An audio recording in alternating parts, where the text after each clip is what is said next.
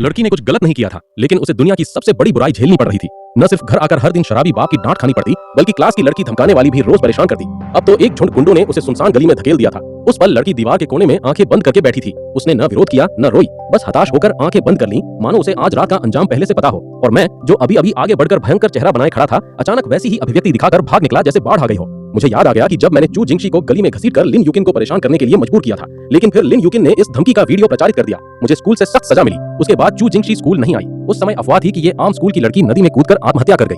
इसके लिए मुझे गहराई से दोषी ठहराया गया और मैं हर दिन बुरे संसार में गुजारा। कुछ साल बाद क्लास रियूनियन में मुझे सच्चाई पता चली। वास्तव में चू जिंगशी ने लिन यूकिन के बैग में पानी नहीं डाला था। उसके टेस्ट पेपर चुराने वाली बातें सब झूठी थीं, बल्कि लिन यूकिन ने एक दो छोटी बहनों को लेकर चू जिंगशी के साथ ऐसा किया था। इस समय मुझे पिछले जन्म की यादें स्वीकार हो गई। सामने वाली इस लड़की को देखकर जो इतनी पीड़ा सहन नहीं कर पा रही, मेरा अपराध बोध रुक नहीं पा रहा था। पुनर्जन्म, क्या ये मेरी गलतियों को सुधारने के लिए है? मैं लंबे समय तक खड़ा रहा। एक छोटा भाई पैसे के बारे में उत्सुक था। बॉस, आप क्या करना चाहते हैं? आवाज अभी गिरी थी कि मैंने सीधे छोटे भाई के चेहरे पर लगा दिया। चाल चलो, तुम बहुत बोलते हो। इस अचानक दृश्य ने चू जिंगशी को डरा दिया। मैंने कुछ छोटे भाइयों को बेतरतीब देखा। मैं सीधे एक पीली बिल्ली के पास आया। उसके हाथ में फोन था। जैसा सोचा, कई मिनट से रिकॉर्ड हो रहा था। बस ये हिस्सा देखकर मुझे लगा कि मैं चू जिंगशी के लिए मर जाऊंगा। मैंने वीडियो पूरी तरह मिटा दिया। मैंने पीली बिल्ली को घूरा। किसने तुम्हें रिकॉर्ड करने को कहा? पीली बिल्ली मुझसे डरकर मरने को थी। उस समय झूठ बोलने की हिम्मत नहीं हुई। ये लिन यूकिन है और पिछले जन्म में लिन यूकिन ने मेरा चू जिंगशी को धमकाने का वीडियो रिकॉर्ड करने की योजना बनाई थी, फिर उसे फैलाया। इससे मेरी और चू जिंगशी की बदनामी और बढ़ गई। पिछले जन्म की बात करें तो मैं भी दिमागहीन व्यक्ति था। मुझे लिन यूकिन ने पीटा। मैं स्कूल वापस गया और लिन यूकिन का पीछा किया। लेकिन अब अलग है। मेरे आसपास के छोटे भाई थोड़े व्यस्त थे। तुम मुझे देखो, मैं तुम्हें देखूं। इस पल क्या करना है पता नहीं। मैं यहाँ से नहीं जा रहा। मुझे भूख लगी थी। कुछ छोटे भाई वहाँ पक्षियों की तरह खड़े थे। पीली बिल्ली तो मेरे सवाल से और डर गई। वो भाग गई। लिन बाई को छोटे गुंडों को भगाते देख दीवार के कोने पर झुकी चू जिंगशी ने हताश अभिव्यक्ति दिखाई। हालांकि लिन बाई ने अन्य छोटे गुंडों को जाने दिया। वो रुक गया। शायद वो मुझे धमकाने आया है। चू जिंगशी ने अपना निचला होठ काटा। उसने सिर उठाया और लिन बाई को आगे आते देखा। वो 2 कदम पीछे था। वो हताश और सतर्क थी। लेकिन जब उसने सोचा कि अगले सेकंड लिन बाई आकर उसे सबक सिखाएगा, लिन बाई उसी जगह रुक गया। चू जिंगशी, लिन यूकिन ने कहा कि तुमने उसके बैग में पानी डाला और उसका टेस्ट पेपर फाड़ा। क्या ये सच है? मैं सवाल नहीं कर रहा, बल्कि पूछ रहा हूँ। हालांकि चू जिंगशी ने सिर झुकाया। उसकी आंखें दृढ़ थीं। मैंने नहीं किया। पिछले जन्म में मैं और चू जिंगशी लिन यूकिन की छोटी चालाकी से खेले गए, लेकिन इस जन्म में मैं लिन यूकिन को कैसे खुश कर सकता हूँ? लेकिन अब चू जिंगशी की नजर में लिन यूकिन ने उसे धमकाने की व्यवस्था की। इसलिए चू जिंगशी स्पष्ट रूप से खुद को अस्वीकार कर रही थी। वो बहुत सतर्क थी। मैं चाहता था कि चू जिंगशी धीरे धीरे अपनी रक्षा हटाए। मैं पूछता रहा, लेकिन उसने मुझे बताया कि तुम हमेशा उसे धमकाते थे और धमकी देते थे। जब चू जिंगशी ने ये शब्द सुने, वो बस स्थिर थी और रोक नहीं पाई। उसकी आंखों से आंसू टपकने लगे। हालांकि आवाज थोड़ी कर्कश थी, चेहरे पर अभिव्यक्ति अभी भी जिद्दी थी। मैंने नहीं किया। तो तुमने लिन यूकिन की चीजें नहीं चुराई, लिन यूकिन का टेस्ट पेपर नहीं फाड़ा और लिन यूकिन के बैग में पानी नहीं डाला। क्या ये सच है? चू जिंगशी को समझ नहीं आया कि लिन बाई ये सवाल क्यों पूछ रहा है, लेकिन उसे लगा कि वो अपने दिल की शिकायतें छिपा नहीं सकती। ये सब स्पष्ट रूप से लिन यूकिन ने उसके साथ किए थे। चू जिंगशी ने सिर झुकाया, बोलने की हिम्मत नहीं की और समझाने की भी नहीं, क्योंकि उसकी नजर में लिन बाई खुद को सबक सिखाने आया था। वो अपनी व्याख्या कैसे सुनेगा? क्या तुम मुझे अपना बैग दिखा सकती हो? मैंने गंभीरता से कहा। चू जिंगशी भावनात्मक पतन के कगार पर थी जब उसने लिन बाई को अचानक बोलते सुना। हालांकि थोड़ा अजीब था। लिन बाई खुद को धमकाने जैसा नहीं लग रहा था, इसलिए उसने अपना बैकपैक उतारकर लिन बाई को सौंप दिया। चू जिंगशी का बैग बुना हुआ था, बहुत नरम और साफ। उसने जरूर अक्सर धोया होगा, लेकिन बैग इस बार गीला था। मैंने बैग छुआ और चू जिंगशी से कहा, बैग गीला क्यों है? चू जिंगशी नहीं बोली। वो बस सिर झुकाकर सांस खींच रही थी। मैंने पूछना जारी नहीं रखा। मैंने हाथ बैग में गहराई तक डाला और घुमाया। फिर मैंने फटे कागज का एक बड़ा टुकड़ा पकड़ लिया। कागज टूटा हुआ था और थोड़ा गीला। अचानक मेरा दिल दुखा। तुम्हारा बैग गीला क्यों है? कागज भी फटा हुआ। शब्दों की आवाज अभी गिरी थी। चू जिंगशी शिकायत से रोने लगी। इस पल वो जोर से बोलना चाहती थी, लेकिन जब उसने लिन बाई के बारे में सोचा, उसे लिन यूकिन ने बुलाया था उसे धमकाने के लिए, उसने अचानक रोक लिया। वो भी मुझे धमकाने आया है। फिर चू जिंगशी ने जिद्दी होकर सिर घुमाया और बैग को अपनी बाहों में कसकर पकड़ लिया, जैसे घायल बिल्ली इंसानों को चेतावनी दे रही हो। लिन यूकिन ने मुझे बताया, तुम उसे धमकाते हो, उसका कागज फाड़ते हो, उसके बैग में पानी डालते हो। ये सब झूठ है ना? चू जिंगशी की खुद के प्रति सतर्कता देखकर मुझे पता है, क्योंकि अब लिन यूकिन के साथ उसके रिश्ते के कारण चू जिंगशी खुद से बात करने की हिम्मत नहीं करती। वो डरती थी कि वो लिन यूकिन द्वारा उसे धमकाने के लिए व्यवस्था की गई हो। उसे चू जिंगशी द्वारा धमकाया गया था, जो धमकाने वाले के पक्ष वाले लोगों पर विश्वास करने की हिम्मत नहीं करती। चू जिंगशी अभी भी नहीं बोली, लेकिन गिरा हुआ छोटा सिर और हल्की सांस सब कुछ समझा रही थी। वास्तव में लिन यूकिन ने तुम्हारा कागज फाड़ा, तुम्हारे बैग में पानी डाला और तुम्हें धमकाया, है ना? चू जिंगशी की कमजोर और बोलने से डरती हालत देखकर उस समय मेरा दिल थोड़ा दुखा। पिछले जन्म में मैं कितना बदसूरत था। मैंने ऐसी दयनीय लड़की को धमकाया। इस जन्म में मुझे चू जिंगशी की अच्छी रक्षा करनी चाहिए, उसकी निर्दोषता के लिए भुगतान करने के लिए। ये सोचकर मेरी आंखें धीरे धीरे दृढ़ हो गईं। मुझे उम्मीद नहीं थी कि लिन बाई खुद से बोलेगा। उस समय चू जिंगशी का दिल थोड़ा कांप गया। जब उसने सिर उठाया, आंसू उसकी आंखों से गिरे। जब लिन यूकिन ने उसकी नाक पर उंगली रखकर उसे गाली दी, वो नहीं रोई। जब लिन यूकिन ने उसका स्कूल बैग छीन लिया, उसने अभ्यास प्रश्न और टेस्ट पेपर देखा जो उसने पैसे बचाकर खरीदे थे, और जब वो फटा, वो नहीं रोई। लेकिन अब किसी ने सच्चाई बता दी। उसके दिल की शिकायत आंसुओं की धारा की तरह है, रुक नहीं पा रही। लेकिन मुझे पता है चू जिंगशी का कमजोर व्यक्तित्व, जबरदस्ती की जरूरत है, इसलिए मैंने चू जिंगशी को धकेलना जारी रखा। मैं सीधे दीवार पर झुक गया। एक जोड़ी दयनीय आंखें मुझे देखने के लिए मजबूर थीं। मैंने भयंकर सवालिया निशान का नाटक किया। मैंने कहा, आखिर क्या हो रहा है? क्या तुम धमकाए जाने का नाटक कर रही हो? क्या तुम जानबूझकर मुझे झूठ बोल रही हो? चू जिंगशी ने मुझे घूरा। वो इतनी गुस्से में थी कि बोली, मैंने नहीं किया, लिन यूकिन ने मुझे धमकाया। क्या तुम संतुष्ट हो? ये कहने के बाद चू जिंगशी डर गई। उसकी आंखें लाल थीं, उसकी भावनाएं मदद के लिए कठिन थीं। वो फिर जोर से रो पड़ी।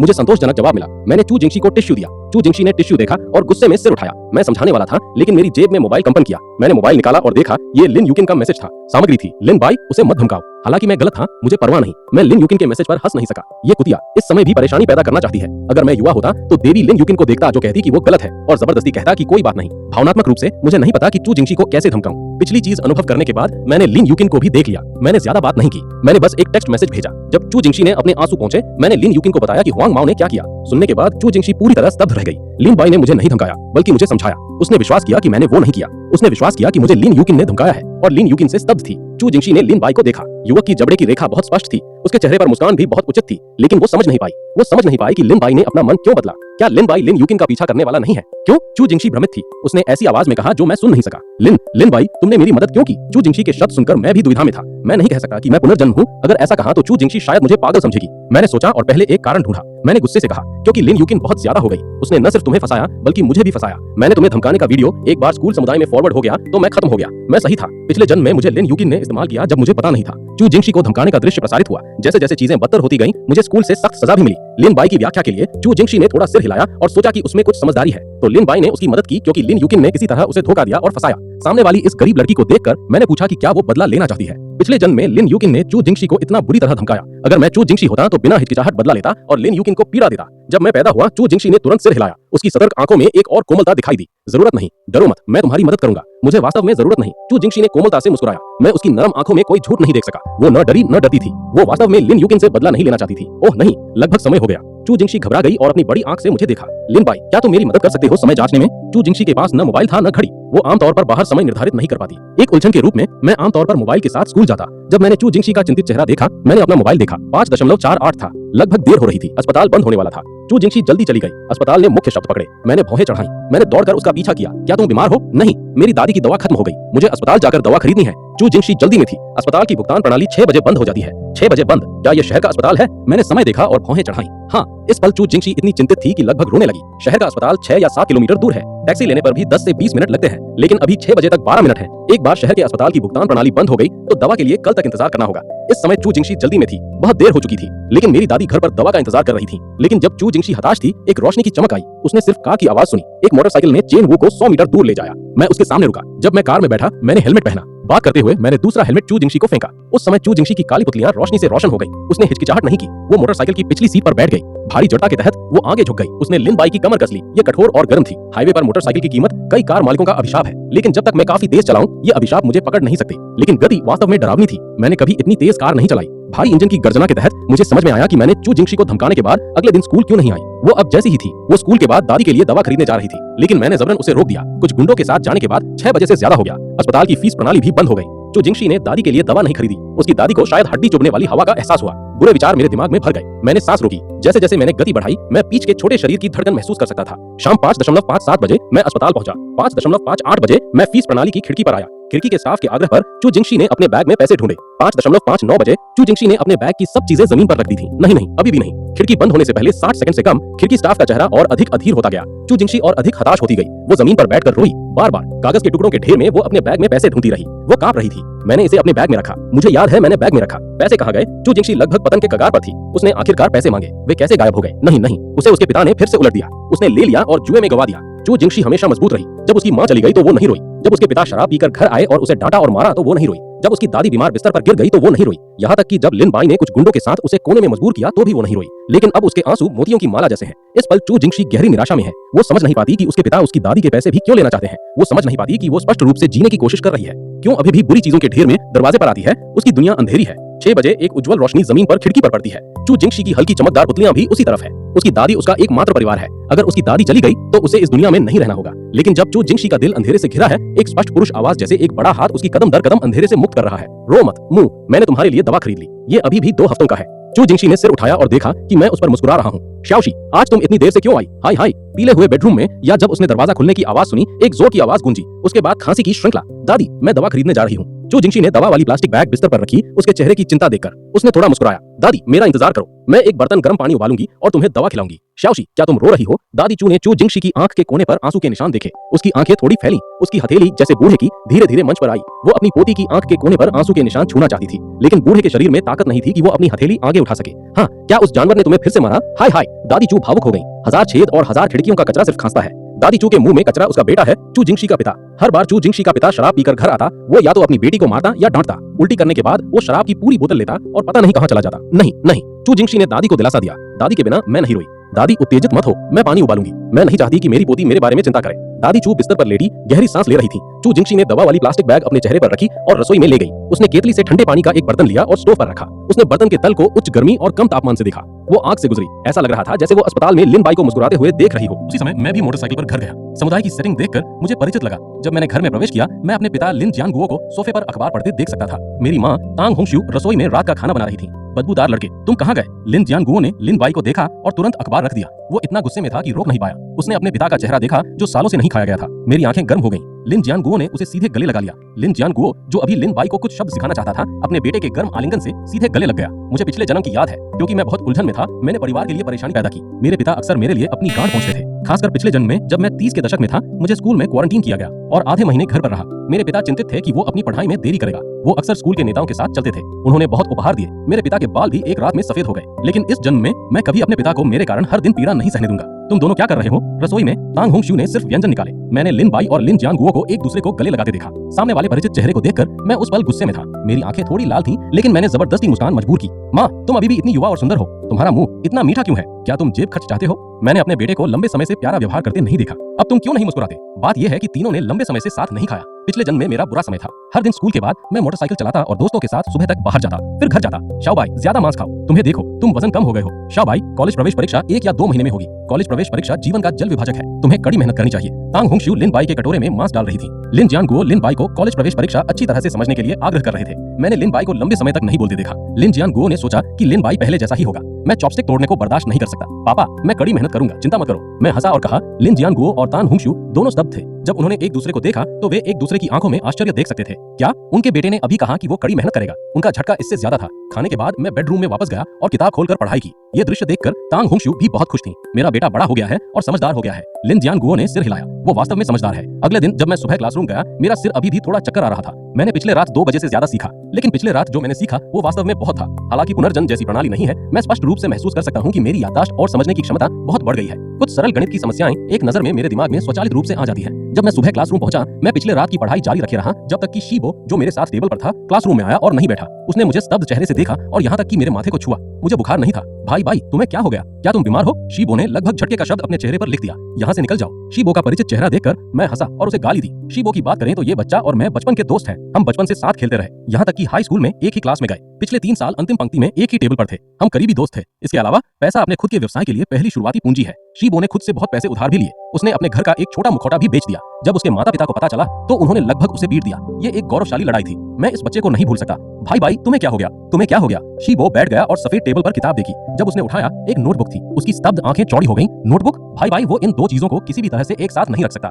भाई भाई को पढ़ाई पसंद नहीं? क्या ये पूरे स्कूल द्वारा मान्यता प्राप्त नहीं है? माँ, तुम चाहते हो कि मैं कॉलेज प्रवेश परीक्षा में फेल हो जाऊं, है ना? मैं तुम्हें गाली दे रहा हूँ। नहीं नहीं। शीबो का चेहरा थोड़ा भ्रमित और थोड़ा उत्सुक था। वे बातचीत कर रहे थे। जैसे जैसे क्लासरूम की खाली जगह धीरे धीरे भर गई, लिन यूकिंग सीट पर आई और अवचेतन रूप से अंतिम पंक्ति को देखा। लिन बाई ने पिछले रात उसे कहा था, लिन बाई, अगर तुम मुझसे माफी नहीं मांगोगे तो मैं तुम्हें माफ नहीं करूंगी। लिन यूकिंग ने चुपके से सोचा। उसने मुंह बंद किया और किताब डेस्क पर रखी। बहुत तेजी से क्लास की घंटी बजी। लिन यूकिंग को याद आया कि उसने अभी तक नाश्ता नहीं खाया। उसने अवचेतन रूप से दराज में खोजा। आमतौर पर लिन बाई नाश्ता खरीदकर उसकी दराज में रख देता, लेकिन इस बार लिन यूकिंग ने लगभग दराज छू ली। उसने नाश्ते की छाया भी नहीं देखी। नाश्ता कहाँ है? लिन यूकिंग ने यहाँ तक कि नीचे देखा और दराज देखा। कोई नाश्ता नहीं। लिन बाई के खुद को नाश्ता न देने की तुलना में लिन यूकिंग दूसरों द्वारा नाश्ता ले लिए जाने की अधिक झुकाव रखती थी। इसलिए उसने लिन यून से पूछा, यून यून, क्या तुमने मेरी दराज में नाश्ता देखा? उसने नहीं देखा। लिन यून ने सिर हिलाया या लिन यूकिंग को देखा और भ्रमित थी। उसे अचानक क्या सोचा? उसने कहा, वैसे यूकिंग, लिन बाई आज हमारी सीट पर नहीं आया। सीनियर 1 से सीनियर 3 मूल रूप से लिन बाई हर सुबह यहाँ आता और नाश्ता उसके डेस्क दराज में रख देता, लेकिन आज वो नहीं आया। लिन यून हैरान थी। लिन यून को सुनकर लिन यूकिंग ने पूछा, लिन बाई ने आज मुझे नाश्ता नहीं दिया।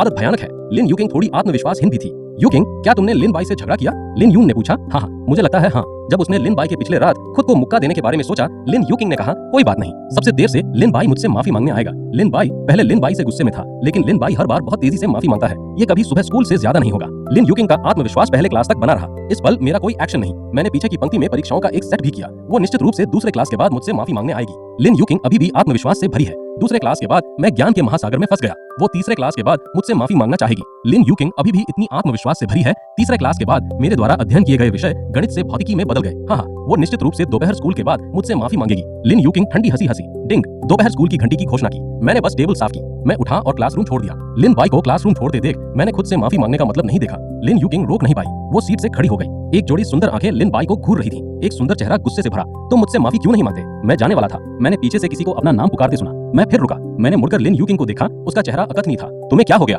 मुझे तुमसे माफी क्यों मांगनी चाहिए? शब्दों की आवाज अभी गिरी। न सिर्फ लिन यूकिंग, क्लास के सभी छात्र जो नहीं गए वे स्तब्ध थे। लिन बाई ने लिन यूकिंग को गाली दी। सभी छात्र जो नहीं गए हैरान थे। कौन नहीं जानता लिन बाई का लिन यूकिंग का पीछा? लिन यूकिंग क्या चाहती है? लिन बाई क्या देता है? अगर कोई लिन यूकिंग को नाखुश करता है, लिन बाई निश्चित रूप से छोटे लोगों का एक समूह लेगा लिन यूकिंग के लिए न्याय मांगने के लिए। यही लिन बाई और लिन यूकिंग के बीच संबंध है। लेकिन लिन बाई ने इतने लोगों के सामने लिन यूकिंग को गाली दी। शीबो अभी नहीं गया। जब उसने ये देखा उसका मुंह इतना बड़ा था। क्या मैंने सही सुना? वो लिन यूकिंग है। अगर कोई लिन यूकिंग के बारे में बुरा शब्द कहने की हिम्मत करे, बाई गे सीधे आदमी की नकल कर सकता है। लेकिन अभी बाई गे वास्तव में शीबो स्तब्ध था। इस पल लिन यूकिंग इतनी कठोरता से गाली खाई कि उसकी आंखें अविश्वसनीय चीजों से भरी थीं। उसकी आंखें तुरंत आंसुओं से भर गईं। क्या तुम फिर से कहने की हिम्मत करते हो? मैं हंसा। कोई कैसे सक्रिय रूप से गाली ले सकता है? लेकिन मेरे पास तुम्हारे साथ खेलने का समय नहीं। Bye bye. मैं जल्दी चला गया। लिन बाई की पीठ क्लासरूम के दरवाजे के पीछे गायब होते देख लिन यूकिंग फिर स्तब्ध रह गई। उसकी आंखें अविश्वसनीय चीजों से भरी थीं। लिन बाई, अगर तुम माफी भी मांगो, मैं तुम्हें माफ नहीं करूंगी। लिन यूकिंग टेबल पर लेटी। क्लासरूम छोड़ने के बाद मैं सीधे कैंटीन आया। मैं कैंटीन के दरवाजे पर खड़ा होकर चारों ओर देखा। मैं कैंटीन के कोने में बैठी एक रस आकृति देख सकता था। मैंने पहले टेबल पर 2 ड्रम स्टिक्स मारे। 2 मांस की गोलियां सूप ट्रे पर रखो और लाया।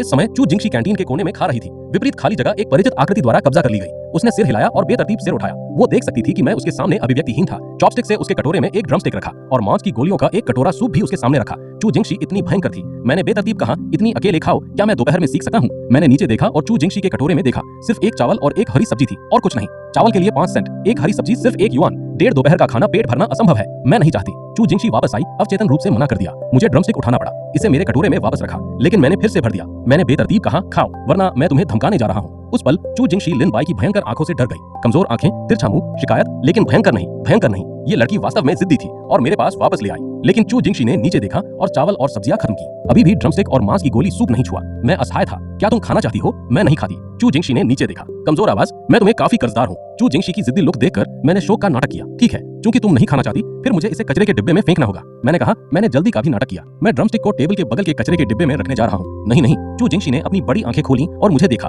ये बर्बादी है। फिर तुम खाओ। तुम खाओगे तो बर्बादी नहीं होगी। मैंने उसे बदमाश की तरह घूरा। चू जिंगशी ने मुझे घूरा। मैंने भी चू जिंगशी को घूरा। आखिर में चू जिंगशी ने ड्रमस्टिक और मांस की गोली सूप खा लिया। ये अच्छा लड़का है। मैं हंसा। मुझे चू जिंगशी का सिर रगड़ने का मन करता है। दोपहर के खाने के बाद चू जिंगशी और मैं क्लास वापस गए। दोपहर में मैं ज्ञान के महासागर में तैर गया, लेकिन मैं दूसरे क्लास तक तैरता रहा। मुझे एक जानबूझकर जोर की आवाज द्वारा समुद्र से खींच लिया गया। तुमने कहा था कि तुम मुझे खाने पर आमंत्रित करना चाहते हो। ठीक है, क्योंकि तुमने ऐसा कहा, फिर मैं तुम्हें वादा करता हूँ। मैंने सिर उठाया। मैं लिन यूकिंग का सिर देख सकता हूँ। वो थोड़ी शर्मीली लग रही है और लिन यूकिंग के शरीर में एक लड़का उत्साहित लग रहा है। इस आदमी का नाम झाओ बिन है। वो उनकी क्लास का मॉनिटर है। उसका परिवार थोड़ा कंजूस है। वो लिन यूकिंग में थोड़ी रुचि भी रखता है, लेकिन उसने सार्वजनिक रूप से पीछा नहीं किया। वो चुपके से चीजें भेज सकता है या कुछ। कई लोग जानते हैं कि मैंने एक बार लिन यूकिंग के कारण झाओ बिन से लड़ाई की। यूकिंग गर्म पॉट या बारबेक्यू खाना चाहती है। हम स्कूल खत्म होने पर खाने जाएंगे। झाओ बिन इतना उत्साहित है। कोई बात नहीं, ये जरूर ठीक होगा। लिन यूकिंग की आवाज अभी भी बहुत जोर है। बात करते हुए वो पीछे की पंक्ति में लिन बाई पर चुपके से निशाना भी लगा रही थी। उसने सोचा कि लिन बाई जल्दी में होगा। एक सिपाही ऊपर दौड़ा और झाओ बिन से झगड़ा किया, लेकिन लिन बाई ने नहीं। इस पल मैंने सिर्फ संक्षेप में सिर उठाया। फिर मैंने सिर नीचे किया और सवाल करना जारी रखा। ये दृश्य लिन यूकिंग को गुस्सा दिला सकता है। फिर चलो गर्म पॉट खाएं।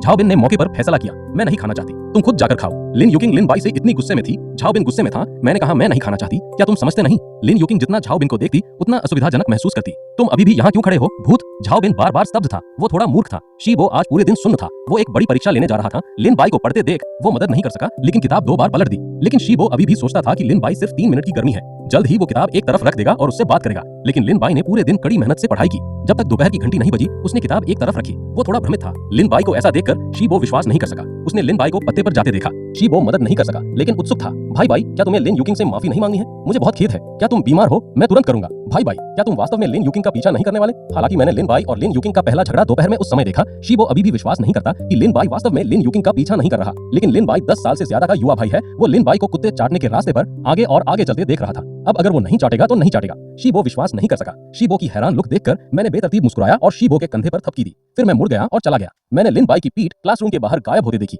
शीबो भ्रमित था।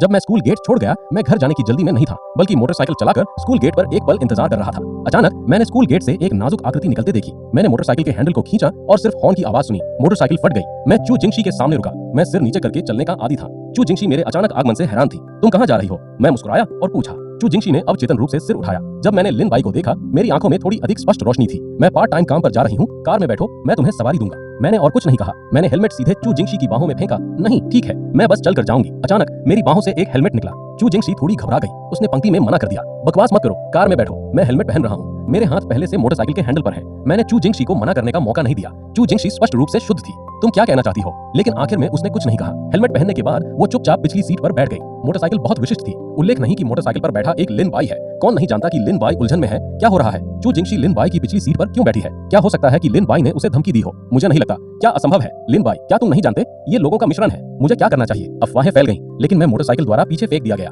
मेरी गति इस पल थोड़ी तेज है। चू जिंगशी, जो मूल रूप से मोटरसाइकिल के दोनों तरफ पकड़ रही थी, स्थिर नहीं थी। वो मेरी पीठ पर गिर गई। अवचेतन रूप से उसने मेरी कमर कसकर पकड़ ली। मैंने अपनी कमर पर दो छोटे हाथों को धीरे धीरे बल लगाते महसूस किया। मेरे होठों पर मुस्कान थी। लिन बाई। हवा की आवाज गूंज रही थी। इसने चू जिंगशी की कमजोर आवाज को और कमजोर बना दिया। लिन बाई। मैंने अपनी गति धीमी की। हवा कमजोर थी। तुमने मुझसे नहीं पूछा कि मैं कहाँ काम कर रही हूँ। चू जिंगशी ने थोड़ा सिर उठाया। रियर व्यू मिरर पर उसका चेहरा दयनीय था। हाय हाय, तुम कहाँ काम कर रही हो? मैंने खांस लिया। मैंने मोटरसाइकिल सड़क के किनारे रोक दी। वो बस चू जिंगशी को कार में बैठाने के लिए मूर्ख बनाने की कोशिश कर रहा था। चू जिंगशी, तुम वास्तव में कहाँ काम करने जा रही हो? मुझे पूछने की उम्मीद नहीं थी। 5वें रिंग रोड पर मिल्क टी शॉप पर, उत्तर ली रोड। चू जिंगशी की आवाज छोटी थी, कोमल। ठीक है, कसकर बैठो। मुझे पता है 5वें रिंग रोड पर मिल्क टी शॉप कहाँ है। मैं पहले वहाँ गया हूँ। मैंने पहले सोचा कि सड़क कैसे नीचे जाए। फिर मोटरसाइकिल की आवाज धीरे धीरे तेज होती गई। मेरे कानों में हवा कंपन करने लगी। मैं महसूस कर सकता था कि चू जिंगशी उसकी पीठ से चिपक रही है। ऐसा लग रहा था जैसे गिरने से डर रही हो। मैं जल्द ही 5वें रिंग रोड पर मिल्क टी शॉप पहुंचा। चू जिंगशी कार से उतरी और मुझे हेलमेट दिया। लिन बाई, जब मुझे इस महीने वेतन मिलेगा, मैं तुम्हें वापस करूंगी। चू जिंगशी गंभीर है। तुम्हारी कड़ी मेहनत के बारे में क्या? मैंने कुछ नहीं कहा। जैसे तुम्हें मुझे वापस नहीं करना है, क्योंकि मुझे पता है चू जिंगशी के मजबूत व्यक्तित्व के अनुसार ये कहना उसे असुविधाजनक बना देगा।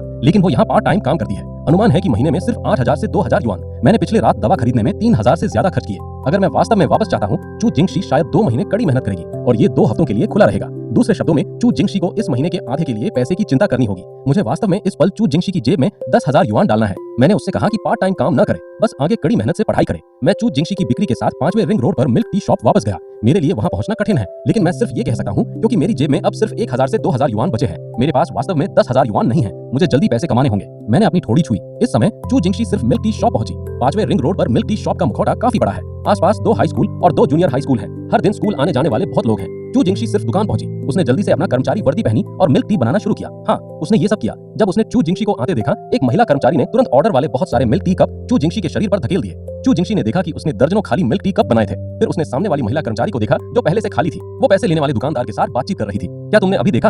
अभी ये आदमी किसी द्वारा मोटरसाइकिल चलाकर यहाँ भेजा गया था। मोटरसाइकिल? मुझे उम्मीद नहीं थी कि ये अच्छा लगेगा। ये काफी फिसलन भरा है। बस इतना। वो सिर्फ हाई स्कूल छात्र है, लेकिन इतना फिसलन भरा है। जे दुकान में कोई आवाज नहीं। 2 महिला दुकानदार बातचीत कर रही थी। कभी कभी वे चू जिंगशी को देखती, वे हंसती। चू जिंगशी चुपचाप मिल्क टी बना रही थी। पार्ट 2 के लिए कमेंट करो या नेक्स्ट सीरीज बनाओ क्या?